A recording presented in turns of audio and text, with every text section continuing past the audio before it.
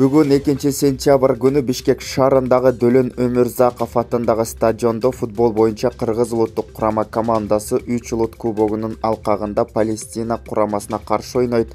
Башкы машыктыруучусу Александр Крестинин бул оюндарда көбүрөөк жаш футболчуларга басым жасап, бир нече футболчулар улуттук курамадагы алгачкы оюндарын өткөрүү алдында турат. Ал эми 7 сентябрь күнү ушул эле 3 улут кубогунун алкагында ак шумкарлар 7 сентябрь күнү Бангладеш курама командасына каршы ойношот. АКШнын Калифорния штатындагы Элдорадо округунда өрттөнгөн 30 миңдей адам эвакуацияланды. Бул тууралуу чет элдик басылмалар жазышты. Маалыматта жазылгандай, Калифорниянын чыгышындагы Сьерра Невада тоолуу аймактарында августтун ортосунда башталган өрттүн аянты бүгүн 700 чарчы метрден ашып, өрт эл жашаган аймактарга жакындай баштаган. Натыйжада мамлекеттик бийлик органдары эвакуациялоону туура көрүшкөн.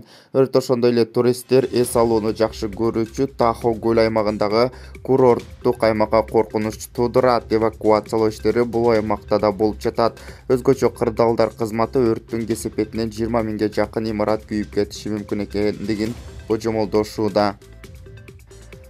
Ички иштер министрликтин экстремизмге жана мыйзамсыз миграцияга каршы аракеттенүү боюнча кызматынын демилгеси менен учурдагы Ооганстанда болуп жаткан окуяларга байланыштуу Кыргыз өлкөсүнүн аймагында социалдык тармактарда таралып жаткан ар түрдүү диний экстремисттик маанайдагы чакырыктарга, посттурго, кайрылууларга каршы туруу жана алардын алдын алуу максатында жалпы коомчулуктун арасында түшүндүрүү агартуу иш-чаралары уюштурулууда.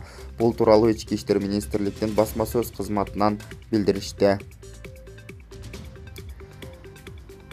Кыргыз өлкөсүнүн коргоо министри жамааттык коопсуздук келишим уюмунун башкы катчысы менен жолугушту. Бул тууралуу аталган министрликтин маалымат кызматынан билдиришти. Маалыматка караганда 1 сентябрда коргоо министри Таалайбек Өмүралиев жамааттык коопсуздук келишим уюмунун генералдык секретары Станислав Зайс менен жолукту. Өмүралиев сөзүндө бул жолугушуу Кыргыз өлкөсүнүн эгемендигинин 30 жылдык датасына туура келип отурганын белгилеп, мамлекетке колдоо көрсөтүп келаткандыгына терең ыраазычылык билдирди. 1 сентябрда Ош шаарынын 1-вице-мэри Замир Юсупов Түрк кеңешинин жаш лидерлери менен жолугушту. Бул тууралуу мэриянын басма сөз кызматынан билдиришти. Жолугушууга Азербайжан, Казакстан, Туркия, Өзбекстан жана Кыргыз өлкөсүнүн аймактарынан келген 50ден ашык жаш делегаттар катышты. 1-вице-мэр жаштарга инвестиция салуу, келечекке чоң багыт берүү экендигин баса белгилеп, ушундай форумдар жаштардын тажрыйба алмашуусуна жана кайсы тармакта болбосун калыптанышына мүмкүнчүлүк түзөт деп кошумчалады.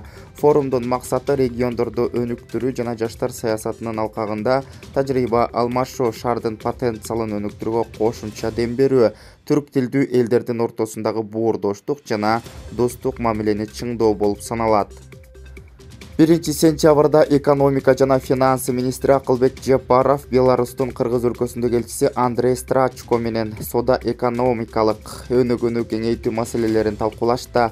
Бул тууралуу аталган министрликтен билдиришти. Маалыматка ылайык тараптар өлкөлөр ортосундагы соода деңгээлинин төмөндүгүн белгилешти. Буга байланыштуу алар соода экономикалык жана инвестициялык кызматташтыкты өнүктүрүүгө, стратегиялык маанилүү аймактарда ишканаларды түзүүгө биргелешкен аракеттер көрүлөрүн айтышты. Токмоктогу соода борборунан өрт чыкты. Бул тууралуу өзгөчө кырдаалдар министрлигинин басма сөз кызматынан билдиришти. Токмок шаарында Булак базарынын аймагында жайгашкан Саквояж соода борборунан өрт чыккандыгы тууралуу маалымат келип түшкөн. Өрт өчүрүүгө саат 18:35 Токмок шаардык өрт өчүрүүчүлөр тартылган. Өрттүн кесепетинен эмерек сатуучу дүкөнү, тамактануучу жай күйүп, өрттүн жалпы аянты болжол менен 200 чарчы метрди түзөт. Өрт чектөөгө саат 19:25 алында кошумча маалымат берилерин өзгөчө кырдаалдар министрлигинен кабарлашты. Кечээ 1 сентябрда президент Садыр Жапаров жамааттык коопсуздук келишими уюмунун башкы катчысы Станислав Зайсты кабыл алды. Бул тууралуу президенттик администрациядан билдиришти. Тараптар уюм алкагында өз ара аракеттенүүнүн регионалдык коопсуздукту жана туруктуулукту камсыздоону, актуалдуу маселелерин, ошондой эле Дүйшөмбү шаарында өтө турган уюмдун саммитин талкуулашты. Президент Садыр Жапаров Кыргыз мамлекети аталган уюмдун алкагында ага мүчө мамлекеттер менен кызматташтыкка, чөлкөмдөгү коопсуздуктун гаранты катары өзгөчө маани берерин баса белгиледи. Акыркы саатка алынган кабарлардын топтому мына ушундай жаңылыктар менен коштолду. Биздин YouTube каналыбызга катталып, коңгурочону басып, жаңылыктарды биринчилерден болуп көрүп туруңуздар. Кийинки саатта угушканча аман болуңуздар.